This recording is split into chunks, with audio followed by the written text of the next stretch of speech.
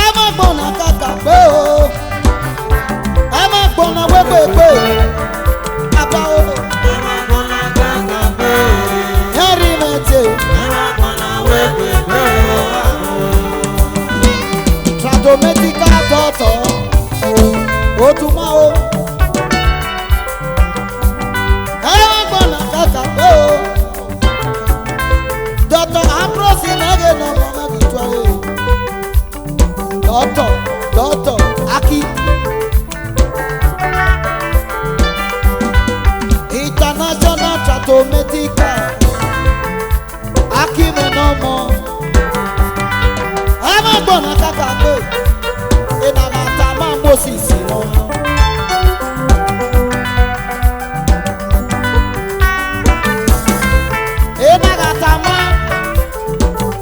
Enagata ma wa isena 100,000 Moses no. Ema gbona kaka pe o Salomi. Ema gbona wewe. Baba e. Ema gbona kaka pe o. Ema gbona wepepe o. Ike seheri. Ọjọ́ wo iye kafe. Ose baba. Dr. Aki. International Tradomedica. Dr. Ambrose. Ema gbona wepepe. Italayi. International businessman. Ema gbona kaka pe o. Ema gbona wepepe. Amaye be na kwe ma o. Akata ma Moses. Andrew spray better. Enagata ma Moses mo. International businessman. Nagata ma Moses. Ema gbona kaka pe. Ema gbona wepepe. Aba o. Ema gbona kaka pe o. Ema gbona wepepe o. He's a father. Siwa International. Okoyo Megedera. Chubike. Amokaro Menomo. Amokaro. Idawisa. Ema gbona kaka pe. Amokaro International.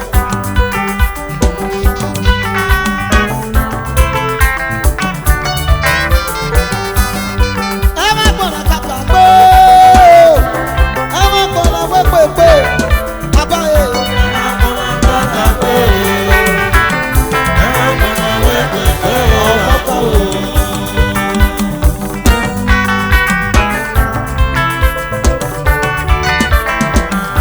Siwa Otuma.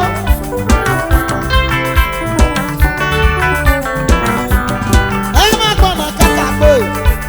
Inagata ma Moses. Egogo.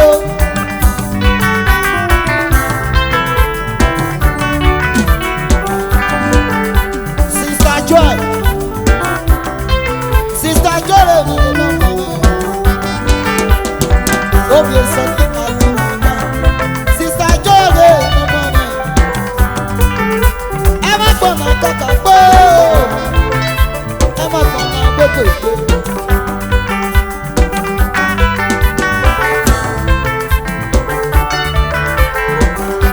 Ema gbona kaka pe. Ema gbona wepepe. Abaye. Ema gbona kaka pe o.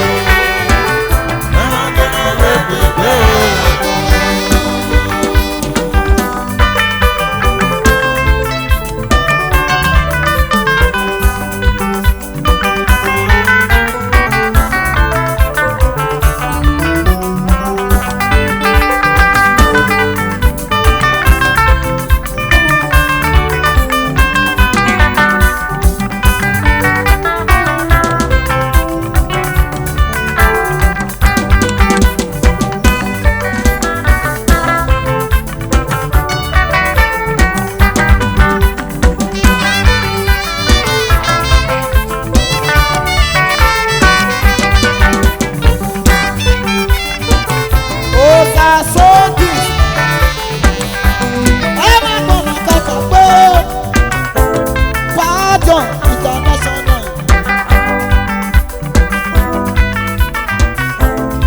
Audio International.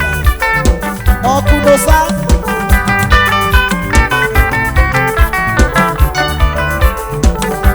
Ama gbọ̀nà kàkà gbó ẹ̀gbogbo. Ama gbọ̀nà wẹ́gbogbo. Abaye. Ẹ̀gbogbo.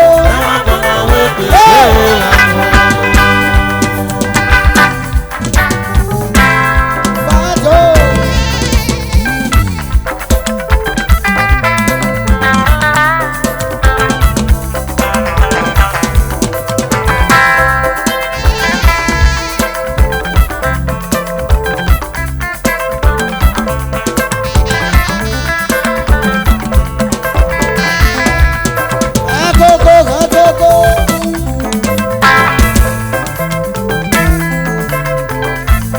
Hola, hola. Ẹ má pa wépépé òkè mọ́.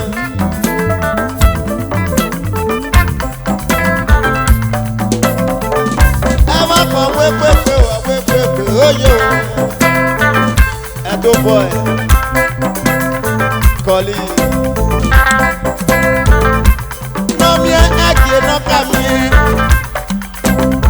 Nọ́ọ̀mà èmi ẹ̀. Aki ọmọ náà mi ẹ̀ máa kọ́ pépépé. Ẹ̀bí náà yà mú èrè àyà sọ yé. Ẹ̀bí náà yà mẹ́wù sọ́ọ̀bù mọ́. Ẹ máa pọ̀ o.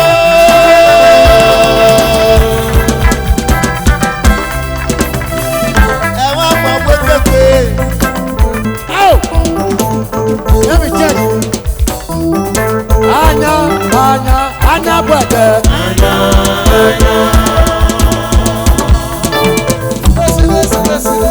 Mommy, may God bless you.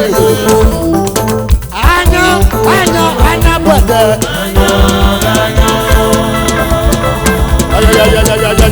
That's how that works.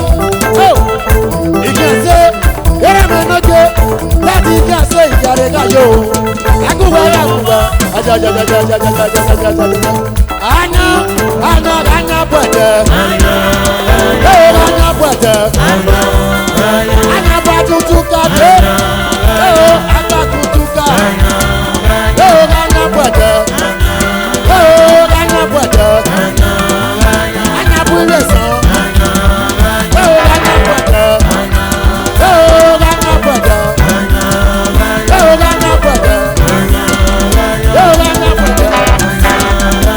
Anya bọ̀dẹ̀. Aduduka o, ọ̀la aduduka o. Láti dùdú ọ́fíìsà, jump. Ìyàrá ìdáyé o, orí ọmọ àná. Ọ́fíìsà, ajajajajajajajẹ. Aduduka wá dododododo.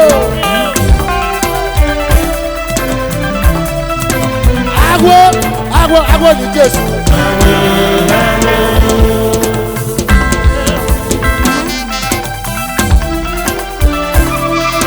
Ìyàrá ìgáyé, ẹgbẹ́ fún ẹ̀rẹ́, lùtù, agajúté, international officer, ọ̀gá Mike, agwo ni Jésù. Agwo ni Jésù. Agwo ni Jésù. Oye mani ye agbo ni Jésù. Atutu kama agbe ku eri aba. Congratulations. Oye mani ye agbo ye. Ibolo tu wa ya o. Ibolo tu wa ya tutu kama. Oh, agbo ni Jésù. Agbo ni Jésù. Agbo ni Jésù. Agbo ni Jésù. Agbo ni Jésù. Agbo ni Jésù. Agbo.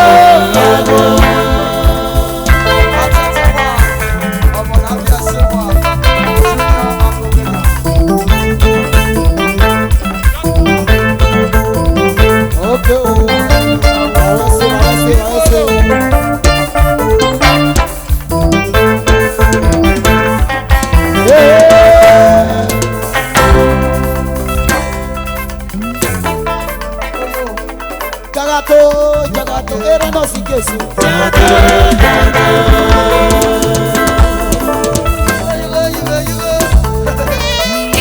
Atatabo. Jagato, era no si kesu.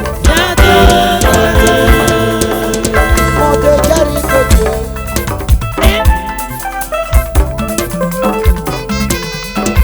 Soni atutu.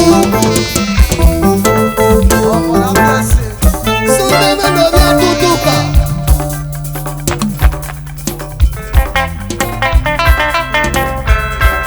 Soni atutuka. Obiogwane no babo. Oye koko yo, oye. Koko yo. Atutu. Atu. Koko yo. Soni. Good day, everyone. My name is Afropology Victory. I'm an Esan girl from Iraq. So today I'll be throwing few lights on some important topic concerning the Esan drama industry. It's actually not encouraging the way the drama industry is going in the aspect of the viewers. It takes a lot for these actors and actresses to come up with something very great for us to watch, and at the end of the day there is not too much engagement. It takes a lot for these actors and actresses to come from both far and near, go to location, from morning till evening shooting. The little that you viewers can do is to encourage these actors and actresses. The Esan movie industry is not basically because of the benefit that we get in the business aspect, but just to keep the language ongoing. So the least you viewers can do is to encourage these actors and actresses.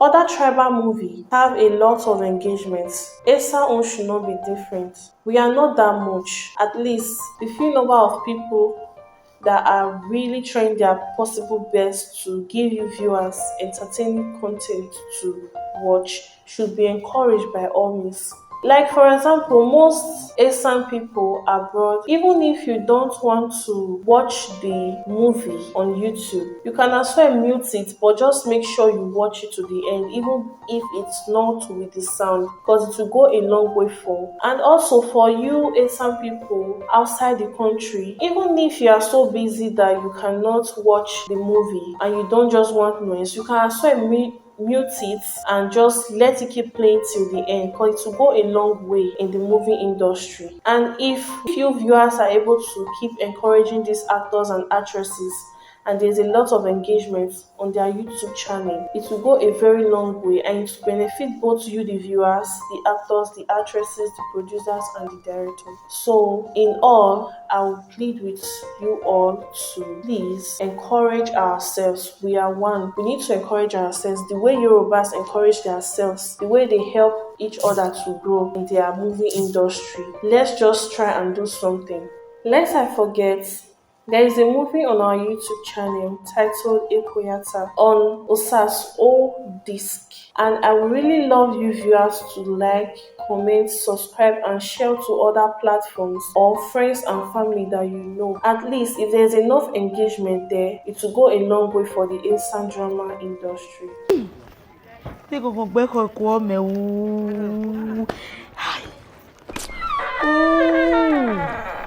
Hey. Ine.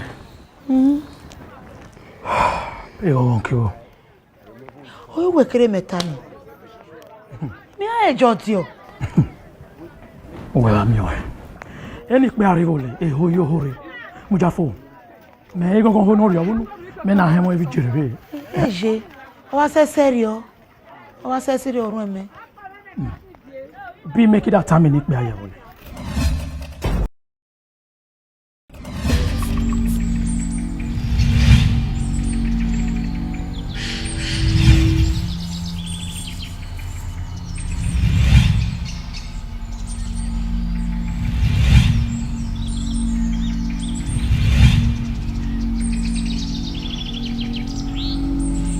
Wellen perere no se no black call one tona. Era gbonba no si ojebo. Ewewe we no si olowo. Ume munu no so na gbona. Uwe no. Ọba ló no so na gbona. Uwe seye no. Ewe. Odame. Ason. Uwe no. Ine no so no tona. Uwe no. Abano gbelo ohun. Uwe seye no. Ono gbelo ohwede. Tohame. We ajime gbera.